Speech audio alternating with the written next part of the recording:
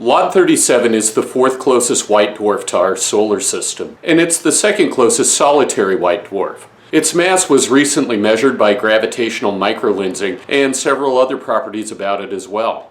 I want to talk about white dwarfs and some of their dynamics, gravitational microlensing and how that works, and then get into the results the researchers found. I'm Cameron and this is my channel. Welcome to the sexy universe.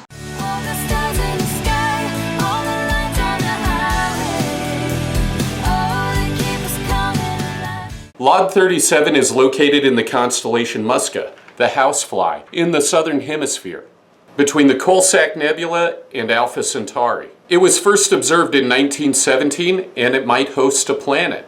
And in this study, researchers were able to determine the mass, the radius, the temperature, and the age.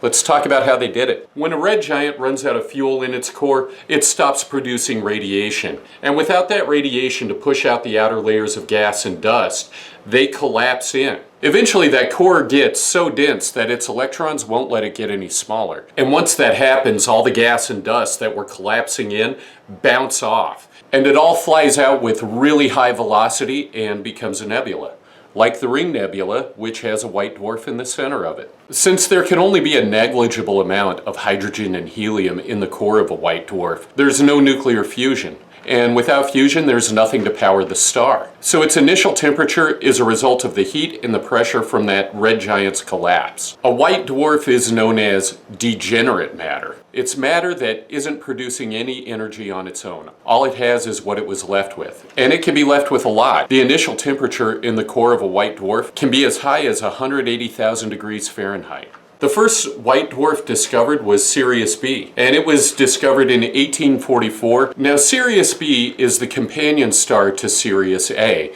and Sirius A is the brightest star in the northern hemisphere, and it's located in the constellation Canis Major, the big dog. What Bessel noticed is that Sirius A had a wobble, and he was able to observe that wobble, analyze it, and figure out that it had to be the result of a fairly heavy companion going around Sirius A once every 50 years. In 1861, Sirius B was finally observed. Even back then, they could tell that its surface temperature was at least 3 times hotter than Sirius A's. But it was so small that it was almost unobservable. The core of a white dwarf is primarily composed of carbon and oxygen. And those carbon and oxygen atoms form a 3-dimensional lattice, kind of like a diamond. But they're packed so close together, electrons can flow freely through that lattice, in essence creating what's termed an electron gas. Like any other object, the volume of a white dwarf is determined by its mass, temperature, and composition. Just like metals,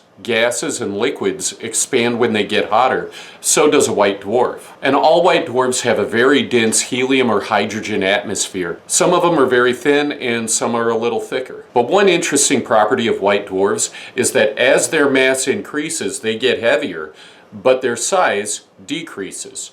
So they get heavier and smaller. The physics and mathematics around this were perfected by Subramanian Chandrasekhar in 1930. He was only 20 years old. Now, this wasn't his initial idea, but he is the one who perfected it. And it's because the force holding up the structure of a white dwarf is electron degeneracy pressure. That electron degeneracy pressure has a limit also. The mass of a white dwarf can't be greater than about 1.46 solar masses. If the mass increases beyond that, the white dwarf will explode. So let's get into that. I'll explain where that electron degeneracy pressure comes from and why there's a limit to it. But our explanation needs to start with the Bohr model of the hydrogen atom. Before I explain it, I'm going to tell you we know that the Bohr model isn't the true story, but it's useful in explaining this concept. Talking about a planet that has a satellite in orbit around it. So there's the planet, and here's the satellite with a circular orbit. That satellite is going to have a velocity. The velocity is going to be at a perpendicular angle to the planet, and it's the velocity that keeps it in orbit. So what velocity is needed to keep this satellite in orbit around the planet? There's a force of gravity coming from the planet, and then there's a centripetal force that's generated by the movement of the satellite. And in order for that orbit to be stable, the centripetal force has to be equal to the force of gravity. The centripetal force is equal to the mass of the satellite times its velocity squared divided by the radius. The radius is the distance from the center of the planet to the center of the satellite. And the gravitational force is going to be equal to the gravitational constant times the mass of the satellite times the mass of the planet, all divided by that same radius squared. And once we've set them equal to each other, we can start canceling things out. So the satellite mass cancels out. One of these radiuses cancels out. And we get that v squared, the velocity squared, is going to be equal to g times the mass of the planet, all divided by r. So the velocity is going to be equal to the square root of all that.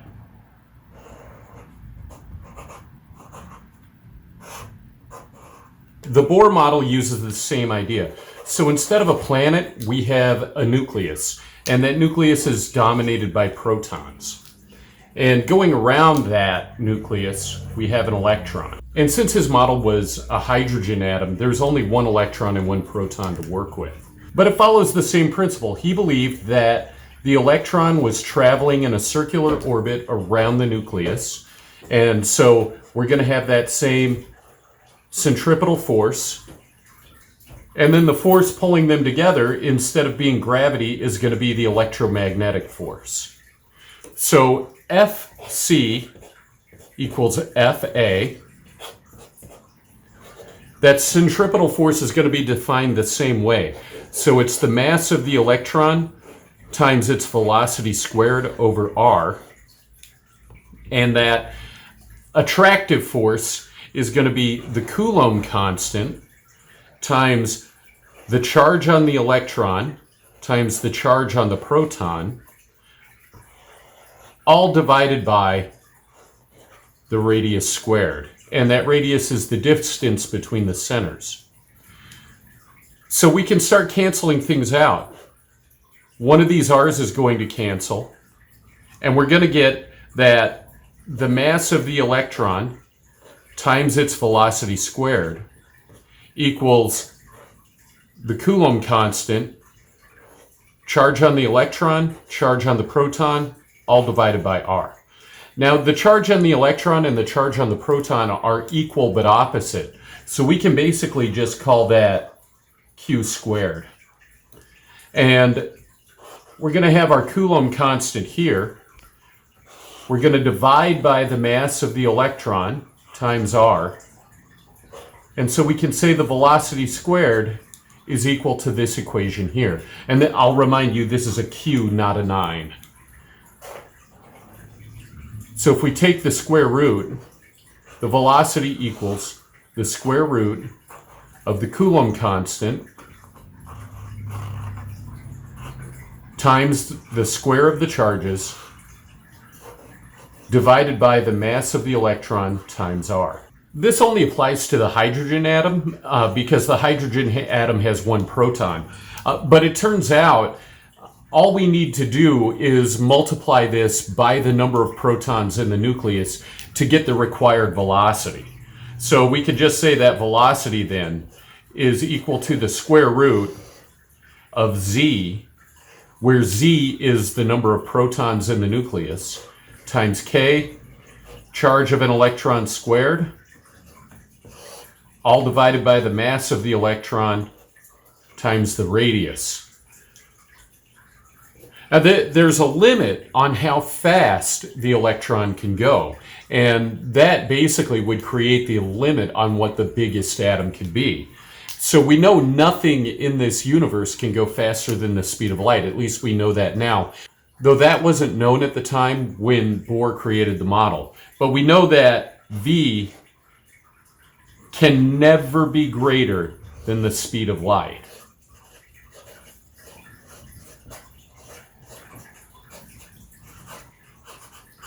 And I'll explain why that's important shortly. Like I said before, the Bohr model isn't perfectly accurate. We know that electron orbitals don't consist of electrons flying around the nucleus of an atom. Those electron orbitals can actually be described as clouds of potential and energy, and those potential clouds describe where an electron could be at any moment. And in fact, where is it in that cloud? Until it's observed, it's everywhere in that cloud. Every atom can have a bunch of electron orbitals, and we can say that each of those orbitals is kind of like a balloon. In fact, some of them are shaped just like balloons. And in each of those orbitals, each of those balloons, you can have 2 electrons. No orbital can hold more than 2 electrons. And it's because there's a phenomenon called the Pauli exclusion principle. The Pauli exclusion principle says that no 2 identical electrons can exist in the same orbital. Well, electrons only have 3 properties. They have mass, charge, and spin. And we know they all have the same mass. We know they all have the same charge. But they have 2 different ways they can spin. They can spin up or they can spin down. And as a result, you can have 2 electrons in each orbital. In the case of a white dwarf, where the only thing holding up the structure is the electron dynamics, the Pauli exclusion principle becomes very, very important. Because as more pressure is placed on those electrons, those orbitals begin to crunch up. And when those orbitals crunch up, the electrons are pushed closer and closer to the nucleus. Going back to the Bohr model, we know that when that radius falls, the velocity is going to go up. We know that these orbitals are not caused by individual electrons zipping around a nucleus. But it turns out that the amount of energy that can be held in an electron orbital is identical to the amount of energy it would take to propel those electrons to the speed of light. Now let's say there's a white dwarf out there that's minding its own business, going along through the cosmos, and it comes upon another star. And let's say it starts taking material away from that star, and that material begins to accrete around the white dwarf and settle onto it. The pressure on all those electron orbitals is going to keep on increasing and increasing until those orbitals reach their maximum energy. And they're all going to get there at once. And when that happens, all those electrons are liberated. All those electrons are liberated.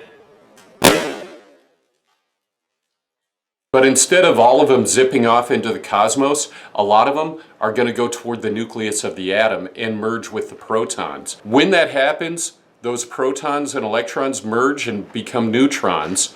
They release a bunch of neutrinos and a bunch of energy. That energy is enough to ignite carbon and oxygen fusion, and since those atoms are so close together, they all fuse at once, and you get a type 1a supernova. Chandrasekhar's work put the mass limit of a white dwarf at 1.456 solar masses, and data from sky surveys supports it. The initial models of white dwarfs assumed they were entirely composed of carbon and oxygen, but observational data shows that they can have hydrogen and helium atmospheres. We also know white dwarfs vacuum up other objects as they travel around the cosmos. Some of them carry a fair amount of metals from vacuuming up rogue planets, for example. And the energy that comes from vacuuming up and accreting other objects is the only way white dwarfs can produce energy. So how can a white dwarf cease to exist?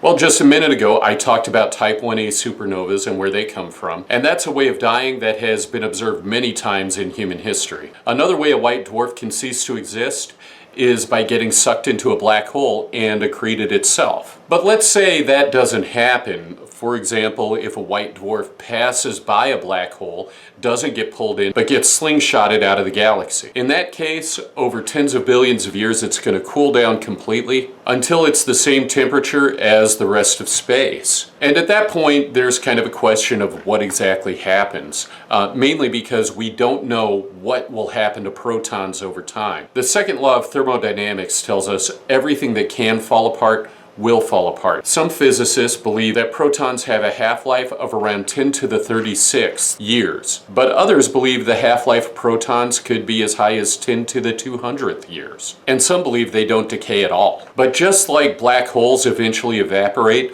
we can assume that white dwarfs will also evaporate. Gravitational lensing happens when a heavy celestial object like a large planet, a star, or a galaxy passes in front of a light source, usually a star or another galaxy. Gravity from the object in front alters the trajectory of light from the object in the back. It was first proposed in 1911 by Albert Einstein as a potential outcome of his general theory of relativity, but there were a few different possible ways it could work. First, there was a chance that the effect actually wouldn't be there. Second, if gravity was actually governed by Newton's laws and they were the most accurate, the lensing effect would be small. Third, if Einstein's theory was the most correct, in that case, the lensing effect would be much greater. What all of these possibilities depended on is that photons, which are the carriers of light, are massless. A fourth possibility, though, is that photons have mass. And if that's the case, the trajectory of light wouldn't be altered in a linear way.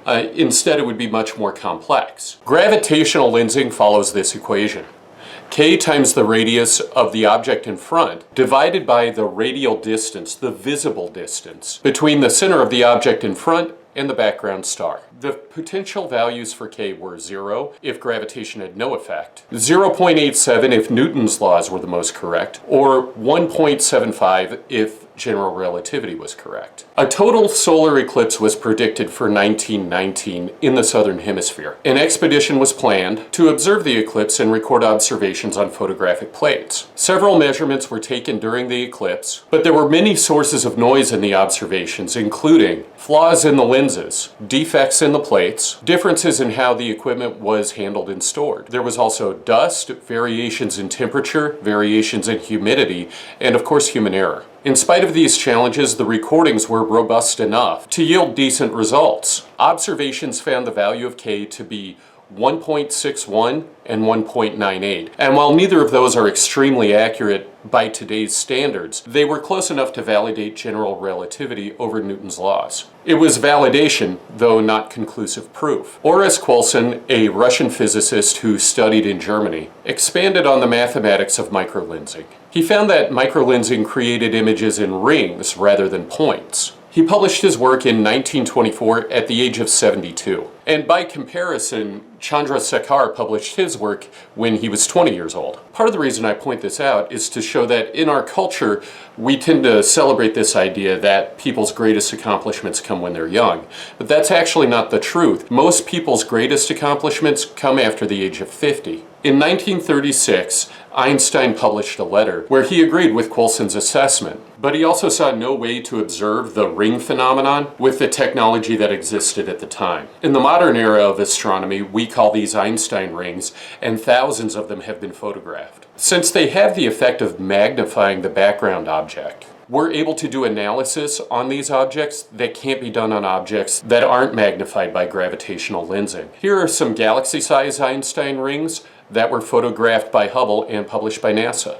This paper, published in 2018, predicted a microlensing event by LAWD 37, and in fact it predicted several of them in 2019 and 2020. During those 2 years, the White Dwarf passed between Hubble and Gaia and background stars 9 separate times. NASA and the European Space Agency were able to take between 5 and 14 exposures on every pass. The images produced Einstein rings, like what's demonstrated in this figure. The figure is published in another study, and of course all the studies I talk about in this video are referenced in the show notes, which are available on my website, thesexyuniverse.com. I'll put a link in the description. And if you're enjoying this video or you feel like you're learning something, please boop the like button, share it with a friend, and leave any thoughts you have in the comments section, because it helps the YouTube algorithm and I like to hear what you have to say. In the center of the figure, you can see the lensing object marked with an L. In this case, the lenses are White Dwarf, LAWD 37. The red dots, labeled with an S, represent the actual position of the background star, which you can't really know just from an image taken during a lensing event. The images produced are labeled I1 and I2, and you'll notice I've also put up an equation describing the position of the lens in the images. And because you have all these pieces of data, you don't need to know the actual position of the background star or the mass of the lensing object to be able to figure them out. As with the 1919 expedition, there were a lot of sources of noise in these observations, and adjusting for that noise took up 10 pages of this paper. It was actually the most difficult part of the research. Noise sources included camera motion, instability in the satellites, temperature effects from sunlight hitting one part of the satellite but not another, electromagnetic radiation from the sun, dust, and saturation of the lens. You can see in this photo of LAWD 37 from NASA that its bright light saturates the camera. Here are the results of the observations. LAWD 37's mass was calculated at 0.56 solar masses, so a little more than half the weight of the sun. The radius was measured at 0.128 solar radii, so 1.25% of the radius of the sun. But that actually makes it about 40% wider than the Earth. Its helium and hydrogen atmosphere was found to extend 1/10 millionth of its radius from its surface, which is about 2 feet 11 inches. So not a very high atmosphere, certainly nothing like Earth's, but incredibly hot and dense. The temperature of white dwarfs, like all stars, is determined by spectral analysis. LAWD 37's surface temperature was found to be 13,646 degrees Fahrenheit, though its core temperature is probably 10 to 15 times hotter than that. And since white dwarfs are all born out of the same process, they basically start with a very high initial temperature and they cool over time. So knowing the current temperature and the mass allows us to figure out the age of the white dwarf. Based on the information from this study, it looks like LAWD 37 is about 1.15 billion years old. And that means it started its journey as a baby yellow star about 7 billion years before our sun formed. With this study, we now have a tested method for measuring mass by way of gravitational microlensing. Knowing more about the masses and trajectory of objects within our galaxy and outside of it allows us to refine our understanding of the universe's dynamics, its past, and its future. Given the proximity of LAWD 37 and other white dwarfs, there will be many opportunities to study them further. Telescopes like Gaia, Meerkat, James Webb, and Hubble are churning out massive amounts of data, more than researchers and citizen scientists can possibly comb through. So tools like AI and machine learning will be more and more important in astronomy as we move into the next era. Thanks for watching this video. If you think this was time well spent, please let me know by hitting the like button, and you can bookmark my channel by clicking subscribe. If you've got questions, information, or knowledge to share, please put it in the comments section below. In my opinion, the ideal life is an endless experience of learning and growing. Thanks for learning and growing with me. Stay on your game, and I'll see you next time on The Sexy Universe.